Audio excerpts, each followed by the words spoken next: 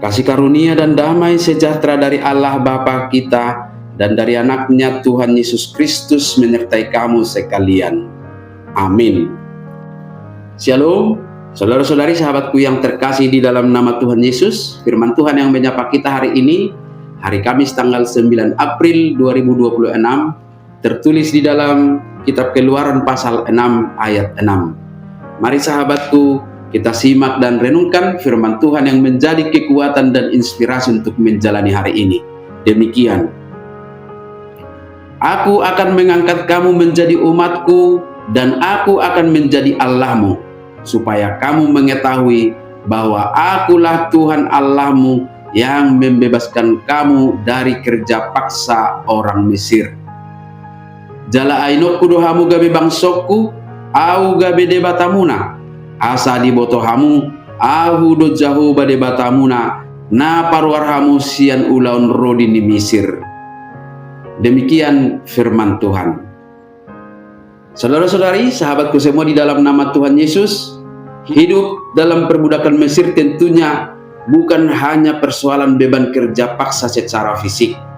Jauh lebih menyedihkan adalah keterikatan mereka kepada penyembahan berhala dan dewa-dewa di Mesir.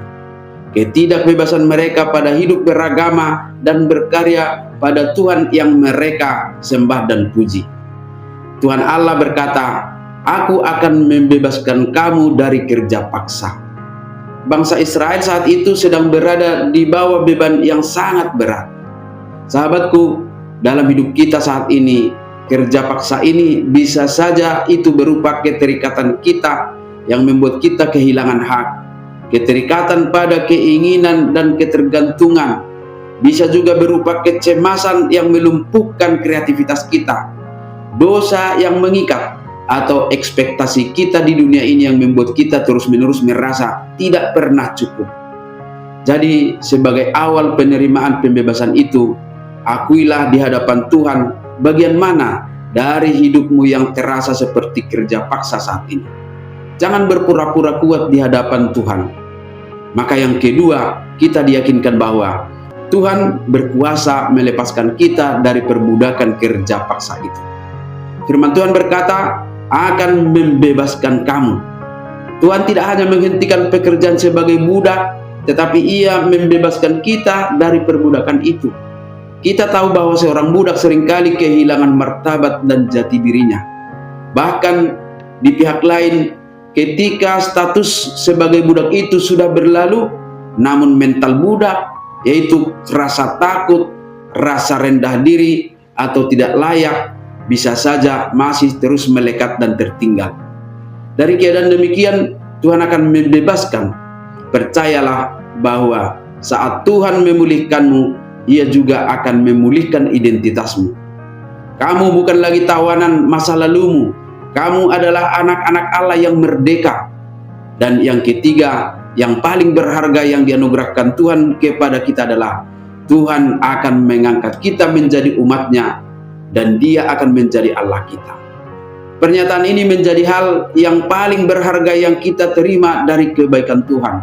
Karena seiring dengan diangkatnya kita menjadi umatnya, kita pun pasti menerima fasilitas rohani secara sempurna dari Dia. Kalau kita merujuk pada ayat 7, di mana Tuhan berkata, "Dan aku akan membawa kamu ke negeri yang dengan sumpah telah kujanjikan memberikannya kepada Abraham, Ishak dan Yakub, dan aku akan memberikannya kepadamu untuk menjadi milikmu. Akulah Tuhan."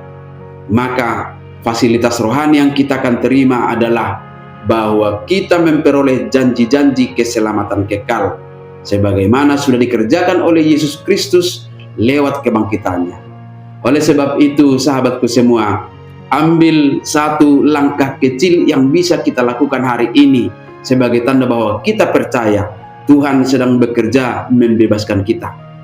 Barangkali saja hari ini kita bisa berhenti untuk mengeluh, membuka hati untuk memaafkan, dan mulailah hidup di dalam doa dan pengharapan kepada Tuhan yang menebus dan memulihkan hidupmu.